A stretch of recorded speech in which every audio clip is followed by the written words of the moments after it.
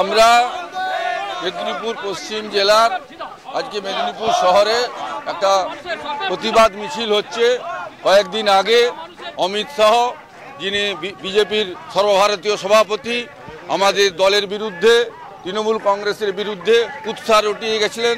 কলকাতার একটা জনসভায় বলেছিলেন খাগড়া কাণ্ডে, বর্ধমানের খাগড়া কাণ্ডে তৃণমূল কংগ্রেস জড়িত। কিন্তু পরবর্তীকালে সেই কেন্দ্রীয় সরকারের মন্ত্রী পরিষদের সদস্য তিনি বলেছেন যে না, তৃণমূল কংগ্রেস খাগড়া কাণ্ডে, বর্ধমান কাণ্ডে কোনো অবস্থাতেই জড়িত নয়। সিবিআই রিপোর্ট অনুযায়ী আমরা কোনো জড়িত নই। তাই যে মিথ্যা কুৎসা করে গেল অমিত শাহ, তার বিরুদ্ধে আমরা আজকে রাস্তায় নেমেছি। মমতা বন্দ্যোপাধ্যায় এবং তৃণমূল কংগ্রেসকে হেয় প্রতিপন্ন করার জন্য যেভাবে কুৎসা করে তৃণমূল কংগ্রেসকে ধ্বংস করতে চাইছে, তার বিরুদ্ধে আমাদের সর্বস্তরে আজকে মিছিল মেদিনীপুর শহর রাস্তা পরিক্রমা করছে। আমাদের জেলার 1 তারিখ থেকে 7 তারিখ পর্যন্ত সব ব্লকে, সব অঞ্চলে, সব বুথে করার নির্দেশ দেওয়া হয়েছে।